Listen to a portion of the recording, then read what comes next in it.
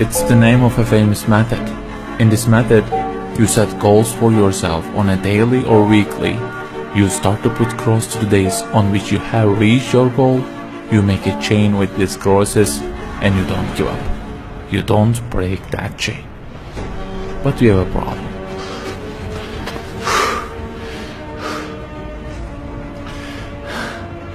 Personal development specialists say that we should have goals.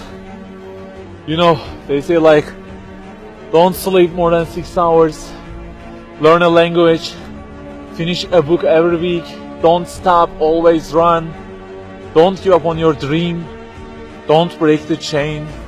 Okay, I don't object to them. I also have a table and put crosses on it every day and go after many goals, no problem. But you know what?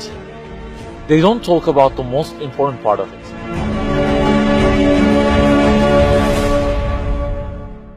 Let me give you a simple mathematical example. Try to imagine that you are adding numbers, and imagine that the numbers you have added up to this year is, for example, 35 in total, and you start from this year. For example, you will add 4 in this year, and then add 8 in next year, and it goes on. And there is an unknown time which counts down, and when it ends, you can't add any other number. Okay, you start the addition. Plus 4, plus 8, plus 7, plus 3. You add ambitiously, you keep adding and adding. Plus 6, plus 5, and okay, they say time is over. Then you realize that you have added the numbers into a giant parenthesis, and there is a zero multiplication at the end of it. It wipes out all the numbers you have added all those years, and the result becomes 0. Of course, you are disappointed. All your efforts have been wiped out by the 0. A regret arises inside of you. You say, I wish I had seen the whole picture at the beginning and realized that 0 and changed it with 1 before I started the addition. I think you got the point. Okay, guys, you may have goals for this year and afterwards. Learning a language, finishing a book every week, increasing your monthly income to $15,000, not sleeping more than 6 hours, etc. But for what? For what do we set goals exactly? Why don't we break the chain? If it is just for a more comfortable or a more respectable life, remember that all this will already be 0 with death. The death will wipe out all of them. The person who knows English will be equal with the one who doesn't know.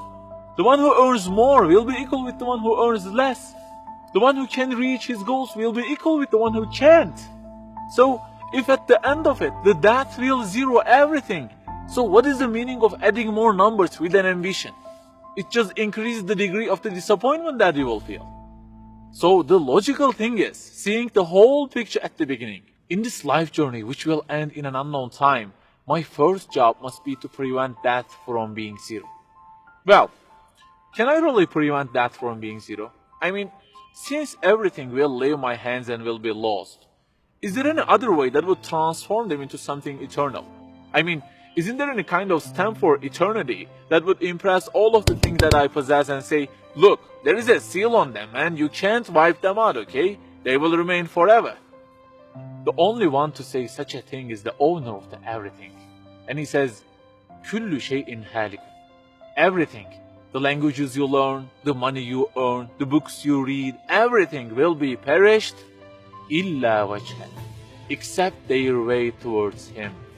So the Creator of our life says, if your intention is towards Allah, if the thing you do is for His acceptance, it won't disappear, it will be transformed into eternity in paradise. So learning a language, finishing a book every week, being rich, everything, if they are towards Him and for His sake, eternity stamp being pressed on them. For example, in this year, I will study English for 10 minutes daily. For what? Because serving Islam in the field of English is so important, and I want to gain acceptance of my Lord with it. That 0 has turned into 1. This year, I will finish a book every week. Why? Because this is the way of being a more sophisticated person and serving Islam better, and Allah who is eternal will be pleased with it. Good news, that 0 has turned into 1 because now His acceptance is your intention. I aim increasing the income of my company to $150,000. For what? Because I will spend that money on spreading the message of the Quran to the whole world and the publications that would please Him. you have exterminated the zero, because now your goal is towards him. We add and add like this through our lives, and they don't end with death. People who seek Allah's sake in their actions kill their death. Death cannot zero their additions. If the thing we do is for his acceptance, it is not mortal. You may say, I don't really love him that much, and maybe I don't really believe in him that much either. So how can I do everything for his sake? I don't even know who he is. My brother or sister, that's the problem. You don't even know who he is. And actually, it is our first job in this life, recognizing him. That's the first step. The more you recognize him, the more you love him. And the more you love him, the more you seek his sake in your actions. So learn about him. Who made you? What does he want? Why does he give you such a billion things in each day? Read, find out. Turning the zero into one is a lifelong process. Start at the point that you are missing and try to fix it. Like the specialists say, don't break the chain, but keep the chain to gain his acceptance. Run, but run to be eternal. An unknown time counts down, and before starting to add the numbers, the first thing you have to do is to remove that zero. Otherwise, everything you added will be wiped out.